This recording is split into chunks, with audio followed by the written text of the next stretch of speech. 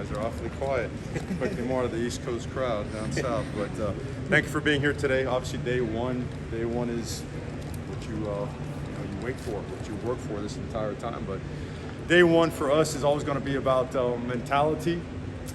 It's going to be about physicality, identity, establishing all the things that go intangible with our program.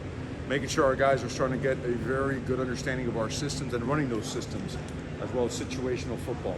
We combine that with technical work, fundamental work, processes, learning how to practice.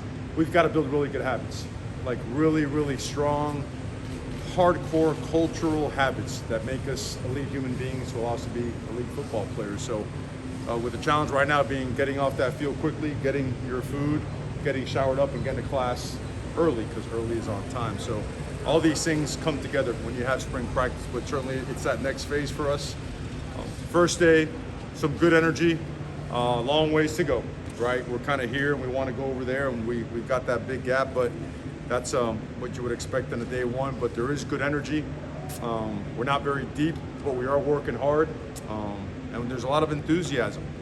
They've done what they've been asked to do, so that being said, open questions. You mentioned a lot of T's. What about the insanity of Mario Cristobal being back at his home? Yeah, it's pretty insane. That's pretty insane. Someone, because it's the first 100 days. I think it was today, or it was yesterday or today, where 100 days actually kick in. So, man, it still hasn't set in. But what did set in is that this journey began 25 years ago. 25 years ago. I'm like, wow, that's that first meeting with Coach Davis upstairs that led to this opportunity. So yeah, the excitement is like through the roof and through the stratosphere to be able to get after it. Always keeping in mind that we've got to teach and teach and teach, and then teach some more as we mentor. But keeping the focus on them, I'll focus on my stuff. Someday maybe in I don't know, July, when we could have things settle down a little bit and then reflect a little bit. But no, without a doubt, this is it's absolutely man, it's awesome. Mario, first. Thank you.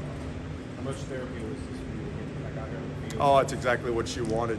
We have services are today. And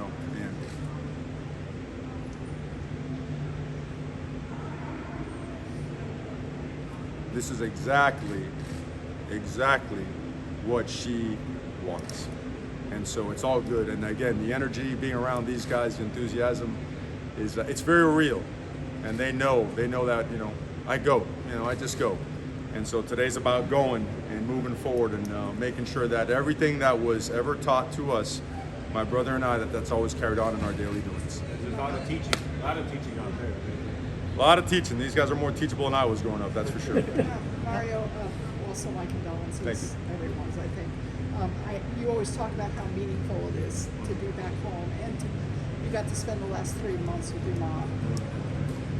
How meaningful was that? And also, I met her when she was younger. Was she a woman who would have given you advice today? What kind of advice? Better go to practice.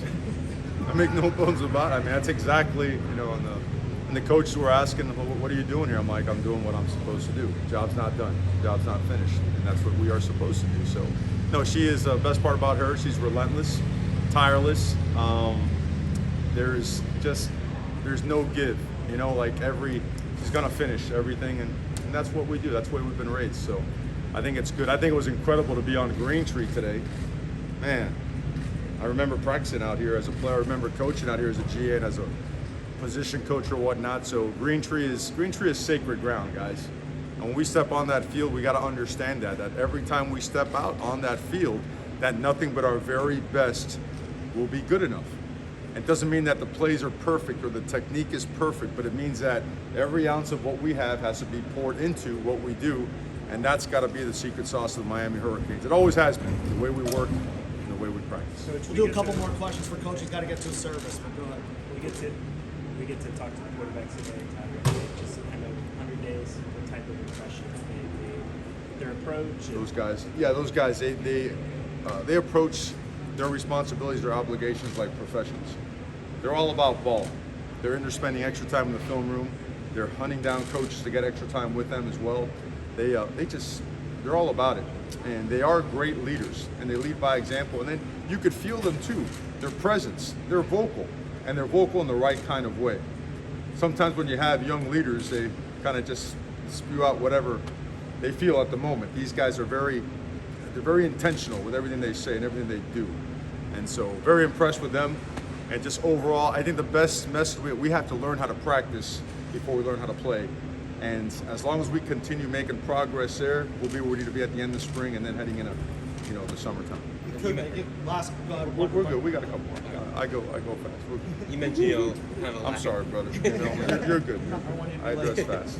you mentioned a lack of depth. A lot of guys were out for spring. How much does that affect you guys, not just in the spring, but going into fall? It does, and it helps as well. Hopefully, we were, I know Cam got you guys injury reports, so that way you guys have it.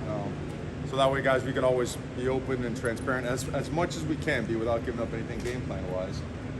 And therefore, that way there's no narrative out there. You know what's up. Some guys are limited. We'll see them later in the spring. Not having those guys, man, you'd like to, from a performance standpoint, you'd like to see the highest level of performance by your team. When you don't have some of your more talented players and some of your more experienced players, performance is going to suffer. Execution is going to suffer some, but that's okay because it will during the season also. God forbid there is an injury. There is some type of substitution that you have to make an adjustment. But there's a tremendous positive to that, and that's other guys getting reps. Other guys are getting tapped on the shoulder and being told, hey man, it's your time. And that's how we've trained. The difference is now there's pushback. Why? We've been training against whistles and horns and sleds and all that stuff, right? And finish lines. Well, now it's bodies on bodies. Now it's leverage. Now it's physicality. And now there's got to be pushback. Now there's got to be finish. And now the biggest part, there has to be an agreement. They have to, I would say we have to allow ourselves to be pushed, all of us. We all have to be challenged. We all have to be pushed to reach our very best. The coaching staff you have, kind of specifically a lot of the off-field guys, it's a huge staff, it seems like. Just how important was that for you to be able to build a staff like that has guys like Jason Taylor? Well, I think some of it's important, especially for recruits out there and their parents. Here, it's a little bit different because I get the privilege of being and the honor of being the head coach. I played here. This is not a tag or a label or a shirt you just put on. This is in the heart. Then you hire a staff that is widely regarded, the best professionals in the industry at their respective positions. You surround them with guys that are Hall of Famers, high-level experience, that have also gone back to high school and coached at a high level and won state championships. It's a tremendous combination of hard-working, high football IQ, high character, high work ethic individuals that allow us to develop at an extremely high level. We want when a player and a prospect, you saw some of the recruits out here today, when they show up here, you want them to feel that their son is going to be challenged, pushed, educated, taught, mentored, watched over like it's their very own son by the best of the best. So that's the I guess that's our formula. That's our flow chart, and the intention of that is, again, to get the very best out of every individual and to make sure we're creating a think tank upstairs where we're generating good, strong ideas that help us get better as a program. Is the staff done for now? I guess is this kind of what it's set at? I don't think staffs or recruiting's ever done. I just think it's like it just keeps going and going and going because you just never know, right? The NFL makes moves, you make moves, guys pop up, there's opportunities here, you could expand. Your flow chart, and you could add people. So I hate to say it's done. I don't think it's ever done. And that's a good thing. Thanks, Coach. Good, guys. Hey, thank you very much for your thoughts and prayers.